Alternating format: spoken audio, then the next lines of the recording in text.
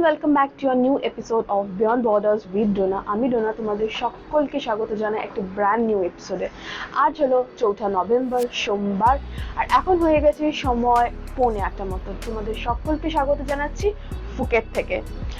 হ্যাঁ, এখন আমরা কালকে রাতে এসে পৌঁছেছি ফুকেটে ব্যাংকক থেকে। এখন আমরা সবাই বুঝতেই পারছো একদম রেডি, কারণ এখন আমরা যাব Phi Phi island hopping day trip আমরা বুক করেছি। সেখানে আমাদের গাড়ি 8টা থেকে 8:15-র মধ্যে চলে আসবে। আমরা সবাই সুস্থ আছি, সবাই ফিট অ্যান্ড ফাইন, একদম রেডি হয়ে রয়েছি waiting for our Phi Phi island trip.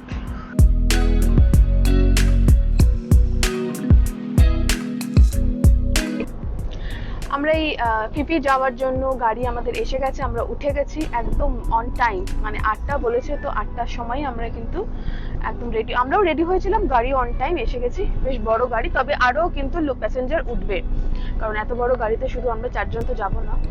Srija বসে গেছে জানলার পাশ নিয়ে, সবাই আমরা জানলার পাশেই বসেছি, শুধু সৃজার পাপাই জানলার পাশে বসতে পারবে না মোস্ট প্রবাবলি।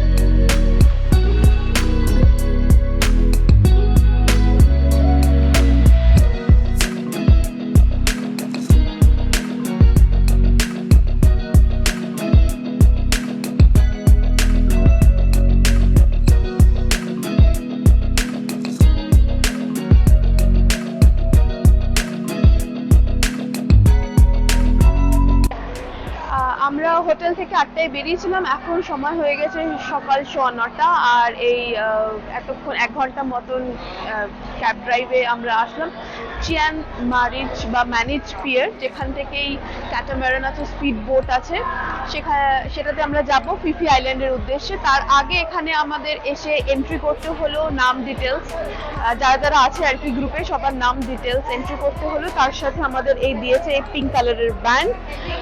এখানে বসতে বললো হোয়াইট চেয়ারে, মানে এদের মধ্যে আলাদা আলাদা বোট আছে, সেজন্য আমাদের হোয়াইট চেয়ারে বসতে বললো। আর এখানে কমপ্লিমেন্টারি ব্রেকফাস্টও আছে, 15 মিনিটের মধ্যে আমাদের ব্রেকফাস্ট করে যেতে হবে ক্যাটামারান। ওরা আসবে, এসে আমাদের নিয়ে যাবে। যে ব্রেকফাস্টে আছে কিছু স্যান্ডউইচ, ফ্রুটস আর ফ্রুট ড্রিঙ্ক, চা কফি আছে।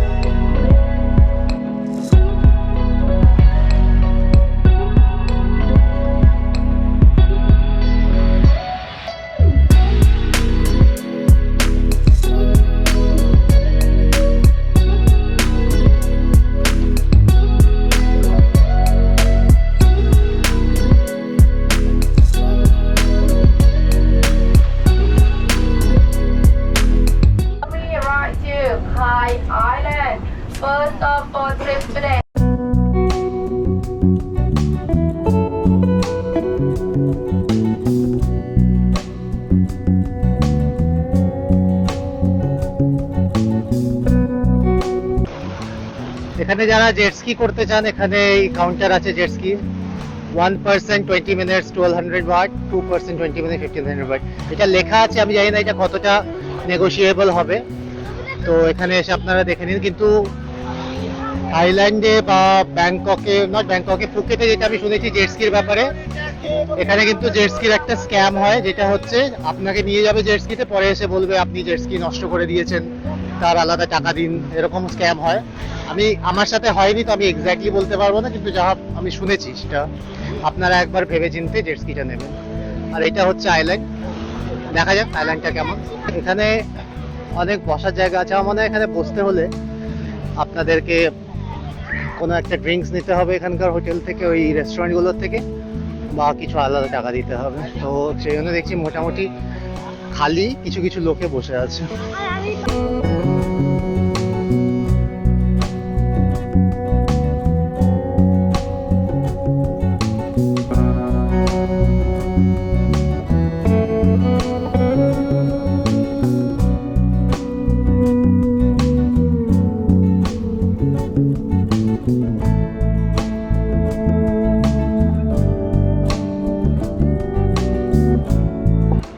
জলটা জানি না কি কালার আপনারা ভিডিওতে দেখতে পাচ্ছেন, বাট জলটা একদম এমারেল্ড গ্রিন কালার। আর আমি এখানে নামছি না, বা আমরা কেউই নামছি না এখানে স্নান করতে, বাট জলটা সত্যি এমারেল্ড গ্রিন পুরো। আর আজকে রোদ নেই তেমন, তো সেই জন্য ভালো লাগছে।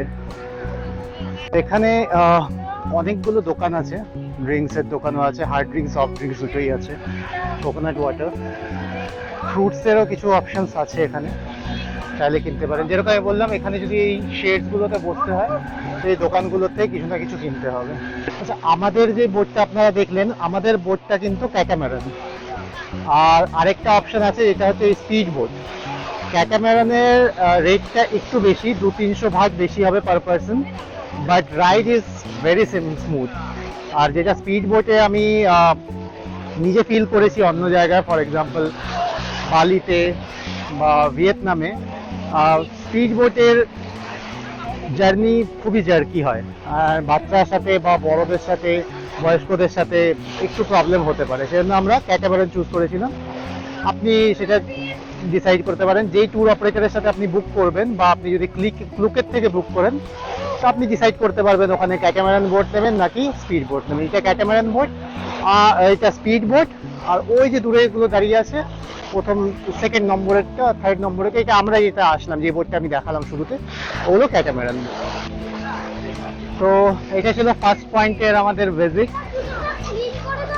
খারাপ লাগলো না, কিন্তু বেশি কিছু করারও ছিল না। এমারেল্ড গ্রিন ওয়াটার,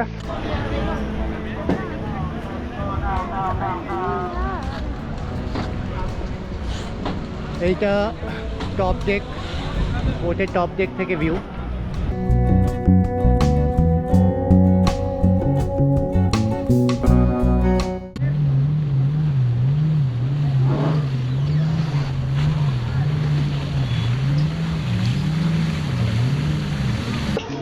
প্রথম ডেস্টিনেশনের পরে যখন বোটে উঠলাম, আপনারা দেখতে পাচ্ছেন এখানে ড্রিঙ্কস সার্ভ করা হয়েছে। ড্রিঙ্কসে কি আছে, পেপসি আর ঠান্ডা জল আছে। এখনকার জন্য এইটা ড্রিঙ্কস সার্ভ করা হয়েছে। দেখুন কেমনিভাবে এরা শিপটাকে বা বোটটাকে ক্লিন করে। Pipidon Island. Take down from here to Pipidon Island. About 45 minutes from here, we go to Monkey. Next destination Phi Phi Don island. Phi Phi Don আইল্যান্ডের ওখানে একটা মাঙ্কি বিচ আছে এরকম বললো। তো monkey beach, monkeys and all, তো আমরা বাচ্চারা ভালো লাগবে, ওদের ফটো তুলতে পারে। ঠিক আছে, তাহলে চলুন যাওয়া যাক পিপিডন আইল্যান্ড।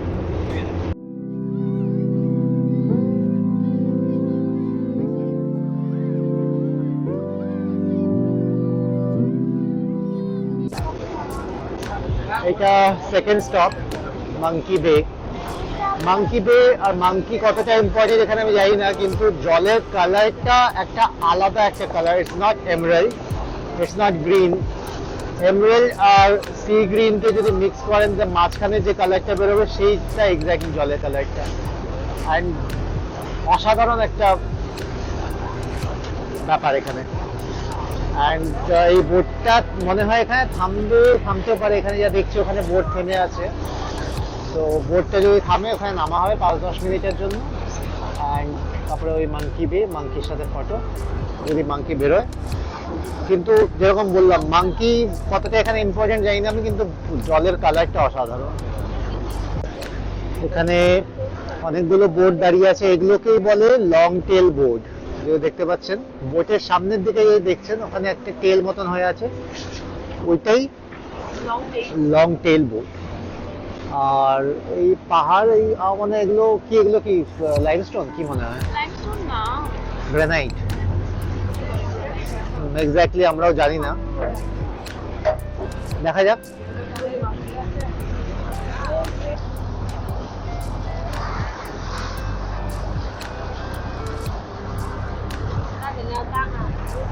এখানে দূরে ওই যারা ফটো তুলছে দেখতে পাচ্ছেন, মানে ওখানে মাঙ্কি দেখা গেছে।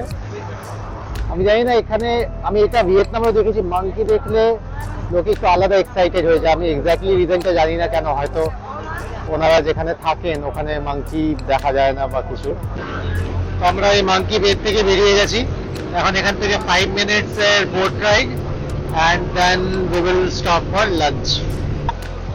তো এই মাঙ্কি আইল্যান্ডের পরে এখানে এসে দাঁড়ালো, এখানে লাঞ্চ হবে।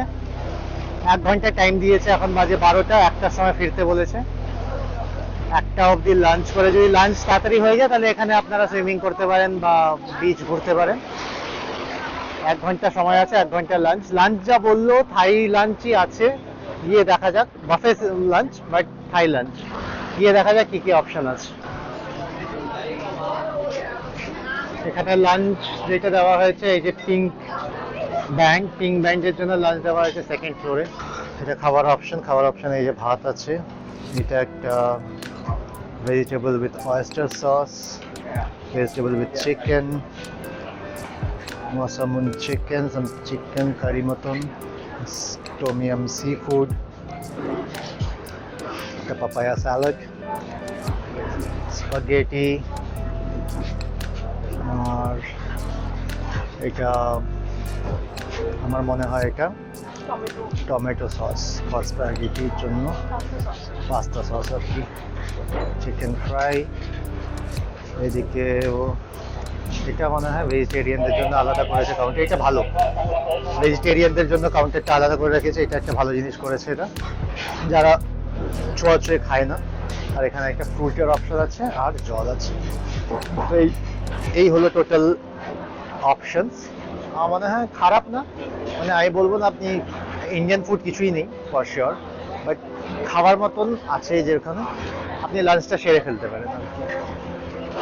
লাঞ্চের পরে একটু পা ভিজিতে চলে আসলাম আমরা সমুদ্রতে, সময় ছিল যেহেতু আমাদের কাছে। এখনো বোটটা মনে হয় ডক করেনি, 12টা 50 বললো তাই না? 12টা 50-এ বোটটা আসবে। আমরা ততক্ষণ একটু পা ভিজিয়ে নিই সমুদ্রতে। অনেকে সুইমিংও করছে, স্নানও করছে, আমরা এখানে সুইমিং আর স্নান করলাম না। এই যে আমার পেছনে যে দেখতে পাচ্ছেন, এটাই হলো থাইল্যান্ডের বিখ্যাত লং টেইল বোট। এই বোটগুলো করেও কিন্তু আমরা যেরকম ক্যাটামারানে এসেছি আইল্যান্ড হপিং, সেরকম করা যায়। মানে ফিফি, ক্রাবি, অনেকে এই লং টেইল বোটে যায়। সেক্ষেত্রে খরচা, আমি যদি সঠিক জানি না, খরচা সাপেক্ষ এবং টাইম কনজিউমিংও বটে, কিন্তু এটাতে করলে কিন্তু ভালো একটা এক্সপিরিয়েন্স হতো। আমাদের পিপি ডনে যেটুকু টাইম স্পেন্ড করা ছিল, লাঞ্চ করা ছিল, করা হয়ে গেছে। এখন এই যে আমাদের বোট এসে গেছে, এখন আমরা যাব মোস্ট প্রবাবলি মায়া বের দিকে। এটা হচ্ছে সেই ল্যাগুন যার কথা বলছিল, ওই দূরে যে দেখতে পাচ্ছেন ওইটা হচ্ছে ল্যাগুন। এখানে বিজনেস এটা করছে ওরা, এখানে দূরে বোটটাকে নিয়ে দাঁড় করিয়ে দিচ্ছে, বলছে বোট ওখানে যেতে পারবে না। আর আপনাকে যদি ওই ল্যাগুনে যেতে হয়, ল্যাগুনে যেয়ে যদি ঘুরে আসতে হয়, তাহলে লং টেল বোট করতে হবে। দেখি কি হয়। আমরা লং টেল বোট করিনি, লং টেল বোটের জন্য পার পারসন 300 বাট চাইছিল, আমরা করিনি। কিছু লোকে করেছে, তাদের জন্য এসছে এখানে লং টেল বোট। আমি যেরকম হয় আপনাদের জানাচ্ছি, কি সত্যি কি এরকম কি ল্যাগুনে একদমই নিয়ে যায় না, আর যদি নিয়ে যায় তাহলেও আমি আপনাদেরকে জানাবো। তো যেরকম মনে হচ্ছিল সেটাই হলো ব্যাপার। এই যে লং টেল বোটও এখানেই আসছে, আর ক্যাটামারান আর স্পিড বোটগুলো সবই এখানেই আসছে। শুরুতে জেনে বুঝে দূরে দাঁড় করায়, লোকে দেখে ভাবে কি ওখানে যাবে না, ল্যাগুনটা দেখা হবে না, এত দূর আসলাম ল্যাগুন দেখবো না, আচ্ছা ঠিক আছে আরো 300 বাট করে দিয়েই দিই, এইটাই সবার, আমরা হলেও তাই ভাবতাম। কিন্তু যেহেতু আমরা প্রচুর ব্লগ দেখেছি, ব্লগ দেখে জানতে পেরেছি, সেজন্য এই বেটটাতে আমরা পড়িনি। আর যদি আপনারা আমাদের ব্লগ দেখে আসেন, তাহলে আপনারাও হয়তো এই বেটটাতে পড়বেন না। তো কোনো দরকারই নেই কোনো টাইপের, হ্যাঁ মানে লং টেল বোটের যদি এক্সপিরিয়েন্স নিতে চান সেটা কথাটা একদমই আলাদা, কিন্তু এই ল্যাগুনে আসার জন্য লং টেল বোট নিতে হবে তার কোনো কথা নেই। এই দেখতেই পাচ্ছেন ক্যাটামারানে আমরা আছি, আর লং টেল বোটও এখানেই আছে। মানে লং টেইল বোটে এসে শুধু ছবি তোলা হবে, এছাড়া আর কিছু এক্সট্রা ওই এক্সপিরিয়েন্সটা হবেই যা, এর থেকে বেশি কিছু না। কিন্তু শুরুতে ওরা এটাই বলে লং টেল বোট ছাড়া এখানে ভিতরে ঢোকাবে না, আমরা বাইরের থেকেই চলে যাবো। সৃজা অ্যান্ড সৃজার পাপা যাচ্ছে সুইমিং এ।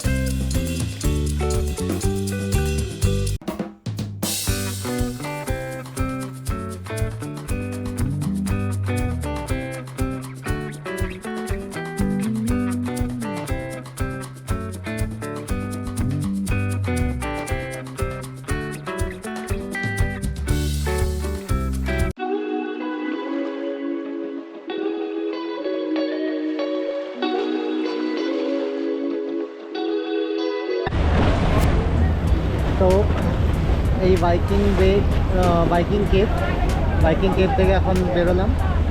নেক্সট ডেস্টিনেশন মায়া বে। মায়া বে অ্যাপ্রক্সিমেটলি বলছে এখান থেকে 5 মিনিটস লাগবে, আর আমার যতদূর মনে হয় ওইটাই লাস্ট ডেস্টিনেশন। দেখা যাক, মায়া বে গিয়ে কানেক্ট করছি আবার। তো মায়া বে পৌঁছে গেছি, এইটাই মায়া বে। ওই যে ব্রিজটা দেখতে পাচ্ছি ওখানে, আমার মনে হয় এখান দিয়ে দেখা যায় ওখানে না হবে, ওখান থেকে সিঁড়ি দিয়ে হেঁটে কোথাও একটা যাওয়ার ব্যাপার। এই আমরা এখন মায়া বেতে এসে পৌঁছালাম। এটাই মোস্ট প্রবলি আমাদের আজকে ফিফি আইল্যান্ড হপিং এর লাস্ট ডেস্টিনেশন, যে মায়া বে। এখান দিয়ে উঠতে হবে, সবাই একসাথে যাব। আবার অন্য দিক এই পাশ দিয়ে, মানে এই সাঁকোটা দিয়ে আমরা অন্য পাশে যাচ্ছি। আবার এখান দিয়ে এখানে আমাদের বোট পার্ক করা হয়েছে, এখানে এসে আমরা ফেরত যাওয়ার সময় এখান দিয়ে নামবো।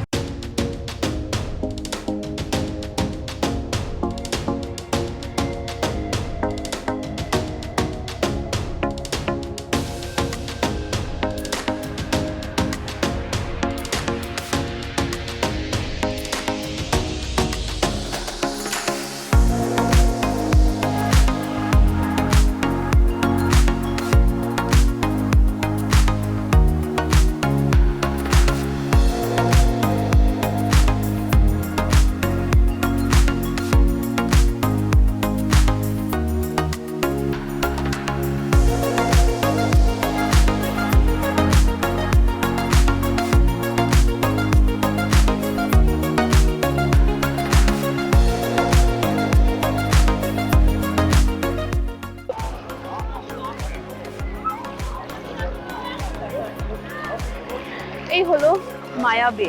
জাস্ট জলের রংটা দেখুন, এমারেল্ড গ্রিন যেটা বলে না, ঠিক সেই কালারটা এখানে।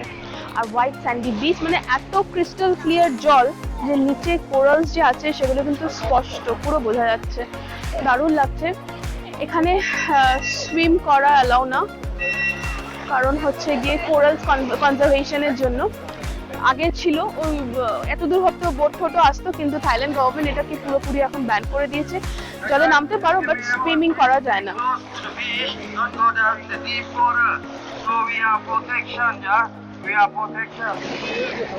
ওকে বলছে দ্বীপে না যেতে, বিচেই থাকতে যতটা পসিবল। হ্যাঁ,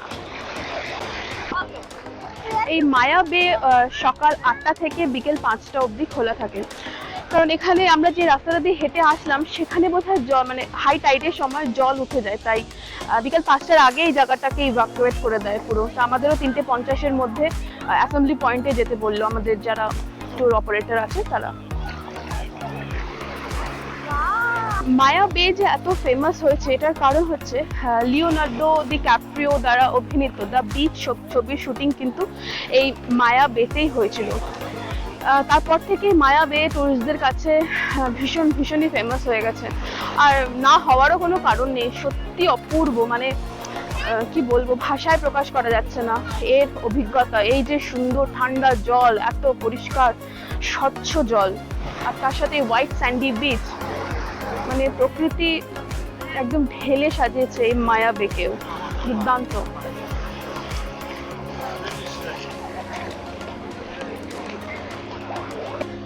এই ছিল মায়া বে আজকে আমাদের last destination Phi Phi island hopping এ। এটা হচ্ছে ওই এক্সিট, ওই সেই বন জঙ্গলের মধ্যে দিয়ে রাস্তা করা আছে। আমাদের 3:50-এর মধ্যে যেতে বলেছিল, 3:30 মতন হয়েছে। 10 মিনিট হেঁটে অ্যাসেম্বলি পয়েন্টে আমরা যাবো এখন।